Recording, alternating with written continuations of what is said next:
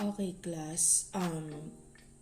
Dapat ito ay kahapon nating matatalakay pero dahil sa nagkaroon ng cancellation ng klase kahapon, pinalecture ko na lang sa inyo. So, isama ko na lang din kasi pagkatapos na to magkakaroon kayo ng maikling quiz. Ngayon, yung inyong one-fourth na gagamitin dito ay gagamitin nyo na rin doon sa susunod na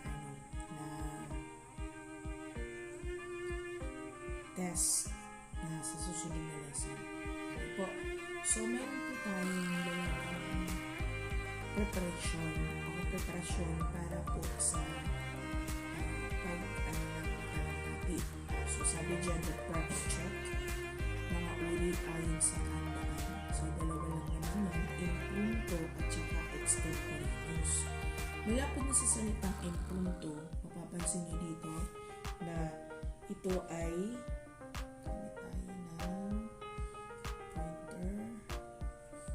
okay? Mapapansin nyo, pure instinct, zero preparation. So, ang kahulugan po sa impromptu ay halos walang paghahanda ang pagsusulat o pagsulat at paglikas. Sa vibe check, bigla ang tinawag ng teacher para sumagot o nagbigay o magbigay ng mensahe ng walang pasabi. Ibig sabihin po dito sa impromptu ay yung on the spot po yan na pagkatalumpati. Gawa po ba? So, on the spot po yan. Kapag kasi sinabi naman po natin extemporaneous, ito po yung sinasabi nilang the master plan. So, ibig sabihin, kung the master plan yan, pinaghandaan. Ayon sa kahulugan, pinaghandaan ng mabuti sa mamamagitan ng pagsulat ng speech plan o balangkas. Meaning, may mga pagsasaliksik, may mga ginawang datos at nakapag-ensayo kumbaga. Tulad dito sa vibe check, pinag-aralan ng sasabihin pero natural ang pagkakabigkas tulad ng pag-uulat sa klase. Okay? Napaghahandaan niyo ba yung mga yon? Tapos yung binanggit din dyan ay ang Q&A sa pageant. Kalimitan naman sa mga Q&A sa pageant, hindi naman niya na alam ng mga contestant kung ano yung mga tanong dyan. So, sana na iintindihan natin ang impromptu at saka ng extemporaneous, no? So, wala po tayong tanong doon. Ang impromptu ay ang on the spot at ang extemporaneous ay ang pinaghahandaan ang pyesa o ang palumpating nais na bigkasin. Sunod po tayo. Pro tip naman, ang sining ng kumpas o yung ating tinatawag na ano ba yung stage presence mo kapag ikaw ay nasa loob ng o nasa harap ng stage. Okay? Hindi lang boses ang nagsasalita, pati na rin ang iyong katawan. Kaya tingnan natin kung anong ibig sabihin ng mga kumpas na ito. So, kapag ka naglahad ka ng palad, i-assume nyo yung ganyan, i-action nyo yung ganyan. Palad na nakalahad pataas, ang ibig sabihin ay nagpapahayag ng dakilang damdamin. Kapag ka kuyom na palad, ito yung madalas na ginagawa ng mga nag-aaktivista. Kung inyong maririnig yung mga nakikita niyo sa mga balita, mga nakakuyom ang palad. Okay? Nagpapakita yan ng pagkapuot, galit o pakikipaglaban. Diba? Wala namang aktivista na hindi malakas ang boses, diba? Laging isinisigaw. Tapos may mga ganyan pang sign ng kamay. So yun. Sunod, nakaharap sa madla, nakabukas ang palad. So nagpapahiwatig din ng pagtanggi, pagkabahala o pagkatakot. Parang iangat mo lang yung kamay mo. Parang nakastop. Paturong kumpas, ginagamit para sa panduduro o matinding pagbibigay diin. Take note po dito na ito po ay inyong mga kumpas ng kamay kapag kayo po ay nasa inyong pagtatalumpati. At saka dagdag ko na rin po, kapag halimbawa kayo ay nasa harapan na ng mga tao at kayo ay magtatalumpati or magbibigkas o kahit ano pa yan basta nasa harapan na kayo ng tao, iwasan natin yung mga extra movements, yung mga madalisin ninyo na madalas nakakamot ang hindi naman makati. Yan. Yung mga pagsayaw-sayaw, yung mga yung mga extra movements, yung hindi magandang tingnan sa harapan. Ngayon kung ikaw nasa harapan, madalas dapat focus ka lang, diba? Kung ano yung sasabihin mo, kung ano yung gusto mong iulat, ganun lang. Kapag kapag ikaw naman ay magpo-forward, hahakbang ka paharap, puro ka lang forward, huwag ka nang umatras. Ganun palagi. Tsaka, idagdag ko na rin dyan yung paraan ninyo ng pagtingin sa tao. Madalas, kapag di ba kailangan ng eye contact para masabi na nakatingin kayo kung meron kayong dun sa audience ninyo. So, ang gawin nyo, tingnan nyo yung yung taas ng noo, yung nasa buhok, noo ng tao. Basta yung sa ibabaw ng buhok. Kasi kapag nakatingin sila sa'yo, i-assume nila yan na nakatingin ka sa kanila. Unless, makikipag eye-to-eye contact ka dun sa harap mo. Ganun. Para hindi ka masyadong kabahan. Normal na kapag tayo ay nagsasalita sa harapan, kakabahan at kakabahan ka. Ngayon, ang struggle natin dyan, paano natin ma-overcome yung kaba na yun? Diba? So, kailangan natin magsanay.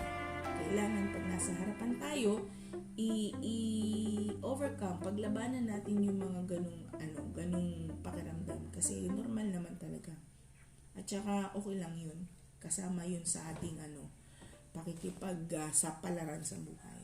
So, ito po yung mga pro tip o yung ating mga dapat masundan kapag kayo ay nasa isang pagtatalumpati. So, sana po ay malinaw ito, no? Next po tayo, may formula ang tinatawag nating astig na talumpati. So, kapag sinabi nating astig na talumpati, ibig sabihin, maganda. Okay? Paksa plus layon plus ideya. Yung paksa, ano yung napag-uusapan? Yung layon, ano yung tunguhin mo? Ano yung nais mo doon sa iyong mga tagapakinig? Ikaw ba ay manghimok, manghikayat? Diba yun? Ikaw ba ay maglahad lamang ng impormasyon? Yung ideya, ano yung gusto mong maipaunawa, mapanatili sa mga isipan ng inyong mga tagapakinig? Ganon. Times, panimula. Ano yung panimula? Dapat isip ka ng paano mo sila mahuhook yung atensyon nung iyong tagapakinig. Yung katawan, yung pagiging kawilihan, yung pagiging katotohanan o totoo ng iyong mga sinasabi. Katapusan, ito yung gusto mong mangyari. Ito yung sa palagay mo ay nakapag-ukil-kil ka na ng mga mensahe na gusto nilang maunawaan sa'yo. Equals isang mapanghikayat na boses. Diba? So, ang magaling daw na mananalumpati ay hindi lang basta madaldal. So, good shot pala ang pagiging madaldal, pero dapat gamitin natin sa tama. Sila ay may malinaw na mensahe. Target na binalangkas na maayos doon sa anatomiya upang kumonekta sa kanilang bigla. So, ito yung pinaka-formula para sa astig na talumpati. Sana po ay malinaw ito. So, ano ba ito? Boss, Fight Phase 1, ikaw naman. So, sabi dito na download ng mga teorya. Ngayon, itest natin ang iyong creator vision. So, sa susunod na slide, magkakaroon tayo ng konting pagsusuri batay sa kung ano yung gustong sabihin batay sa paksa, layon at ideya nito. So, ito yun. I-decode ang script. Mga kapwa ko kabataan, madalas tayong sabihan na puro na lang tayo cellphone at TikTok, na wala tayong pakialam sa nangyayari sa paligid natin. Pero, mali sila. Ang teknolohiyang hawak natin ay hindi lang laruan. Ito ay sandata. Gamit ang isang click, kaya nating magpakalat ng katotohanan. Gamit ang isang post, kaya nating tuligsain ang mali. Huwag nating hayaang manatiling tambay sa internet ang ating henerasyon. Gamitin natin ang social media para hubugin ang mas magandang bukas para sa ating bayan. Okay? So sa palagay mo, ano kaya ang paksa dito? Ano ba yung pinag-uusapan? Sa palagay mo? At ano yung pinaka-layon at ang ideya na gustong sabihin. So kung hindi mo pa makuha, mari mong ulit-ulitin yan, pero sa susunod na slide, ito yung nagiging sagot. So ang paksa o ang pinag-uusapan ay ang kabataan at ang paggamit ng teknolohiya at social media. Ang ideya naman na nais ipabatid nito ay ang social media at ang teknolohiya ay hindi lang pang-aliw, kundi isang makapangyarihang sandata para sa pagbabago ng lipunan. At ang layo naman yan ay ang nanghikayat o ang manghikayat. Bakit? Kasi kinukumbinsi ngayon ang mga kabataan na gamitin ang internet sa makabuluhang paraan. Okay po? Sana ay malinaw po ang kaunting pagsusuri na ito. Sa susunod po naman ay yung tinatawag nating final boss, level up quiz tayo. So sana ay handa na ang iyong brain cells at ngayon maaari ka nang kumuha o stop mo muna itong video na to para makagawa o makakuha ka ng papel. So isusulit mo yan sa 1/4, tapos meron lamang itong 5 katanungan para masubok ang iyong kakayahan. So basahin mabuti ang bawat tanong at ang sagot ay ipakikita ko rin naman mamaya po. Sana hindi mo i-forward tong video lesson na to. Sana. Okay, number 1, level up quiz part 1. Number 1, unang tanong, anong bahagi ng talumpati ang tinatawag na kaluluwa nito kung saan inilalahad ang pinakamahalagang punto at ang kailangang magtaglay ng kawastuhan at kalinawan? So A, ito ba ay ang panimula? B, katawan? C, katapusan? Ikalawang bilang, ito ay ang pangkalahatang tema o kung ano ang pinag-uusapan sa isang talumpati. A, paksa. B, layon. C, ideya. Yung pinag-uusapan sa isang talumpati. Ikatlo, anong uri ng talumpati ayon sa layunin ang madalas mong marinig sa isang kasal o graduation? So, maaaring balikan yung aking isinend na mga picture kaugnay dito kung kaya mo, pero sana huwag mo nang balikan kasi naituro ko naman na yun nung isang araw na hindi pa tayo o hindi nasuspend ang klase natin. No, next tayo. Ika-4 na bilang, ano ang tawag sa uri ng talumpati ayon naman sa kahandaan? So ito yung kanina na sinabi ko na halos walang paghahanda at binibigkas ng on the spot. So ano yun? A, extemporaneous. B, impromptu. Or C, occasional. At para sa iyong panghuling bilang, tama o mali, sa pagtatalumpati, hindi na mahalaga ang paggamit ng kumpas o galaw ng katawan basta't maganda ang iyong boses at malinaw ang script. So sa tingin mo, tama ba ito o mali? Okay na.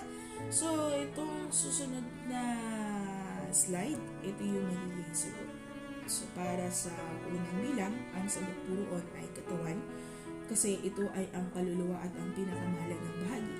Para naman sa ikalawang bilang, ang sagot naman natin doon ay paksa kasi ang pangkalahatang tema o ito yung pinag-uusapan. Para sa ikatlong bilang, okasyonal para sa mga espesyal na okasyon at para sa ika-4 na bilang ay ang impromptu o yung on the spot at yung 5 na bilang ay mali kasi mahalaga ang kumpas at stage presence dahil ito ay tumutulong sa pagpapahayag ng damdamin. So, ilan ang nakuha mo? Kung naka-perfect ka, ready ka na para i-drop ang mic. Maraming salamat! Drop the mic! Kasi na-drop mo na ang mic. Ang boses mo ay may kapangyarihan. Huwag mong hayaang manatili. Ang boses mo ay may kapangyarihan. Huwag mong hayaang ito ay nakamit. So sana ay natutuhan mo ang mga bagong formula para sa pagtatalumpati. At ngayon ang mundo naman ang iyong entablado. Malinaw po ba? Maraming salamat at sana ay ligtas palagi kayong lahat. God bless!